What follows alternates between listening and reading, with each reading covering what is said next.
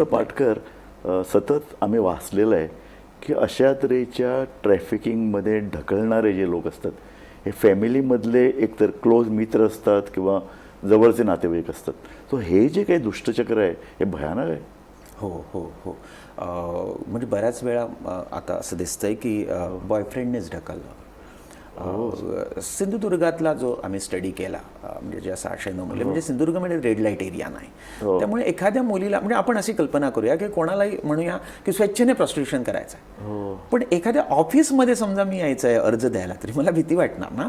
मग प्रॉस्टिट्यूशन करायला स्वतः म्हणून मुलगी कशी येईल, म्हणजे कोणीतरी तिला हे करतं. म्हणजे मी जे सिंधुदुर्गातलं सांगितलं 609 मुली या घरात राहून प्रॉस्टिट्यूशनमध्ये आहेत. म्हणजे घरात राहून प्रॉस्टिट्यूशन, म्हणजे रेड लाईट एरियामध्ये त्यांना पळवून नेलेलं नाही, मग कोणी त्यांना तिथं नेलं, तर एक काहीतरी ठिकाणी बॉयफ्रेंडने नेलं, काही डोमेस्टिक विश्वासघात आहे. बॉयफ्रेंडने जर नेलं असेल त्याला तिथं तिला प्रेमानं किंवा लग्नाचं आमिषानं तिला जवळ करणं, मग गोव्यात येऊन अक्षरशः विकणं, हा प्रकार गंभीर आहे. पण मग सिंधुदुर्गमध्ये, मी सिंधुदुर्गला सुद्धा गोव्यासारखं ना एक क्लोज फॅमिली स्टेट किंवा क्लोज फॅमिली भाग मानतो.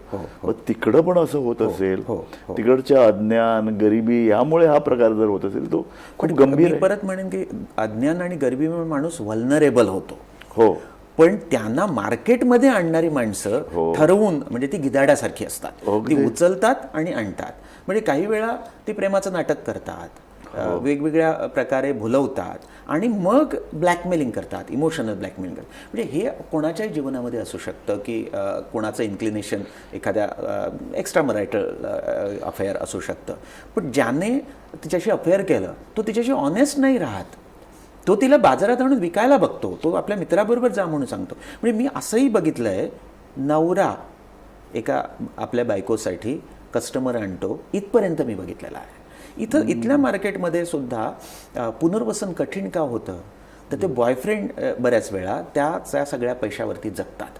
म्हणजे ते तिला म्हणताना हिणवतात, पण दुसऱ्या बाजूला अशा प्रकारे ते आपली लाईफस्टाईल तयार करतात किंवा जगतात की तिच्याच पैशातून ते जगतील. म्हणजे मुलींच्या पुनर्वसनामध्ये येणारा दुसरा एक फॅक्टर आहे की त्यांचे पार्टनर्स, त्यांना मनगटामध्ये सोन्याची साखळी घालायची आहे, त्यांना गळ्यात सोन्याची साखळी घालायची आहे, त्यांना बुलेट चालवायची आहे, त्यांना मस्त जीवन जगायचं आहे. आणि त्याच्यासाठी जर ह्या मुली कष्ट करून जगायला लागल्या तर, कारण त्यांना डिग्निटीने, कोणत्याही मुलीला डिग्निटीने जगायचं असतं आणि ते सन्मानाने जगायचं असेल तर त्याच्यामध्ये ह्या सगळ्या गोष्टी होऊ शकत नाही. त्यामुळे डायरेक्टली इनडायरेक्टली तिचा पार्टनर, तिचा नवरा तिला पुश करण्याचा प्रयत्न करतो की ती धंद्यामध्ये पुन्हा जा. अत्यंत गंभीर विषय आहे, गुंतागुंतीचा विषय आहे.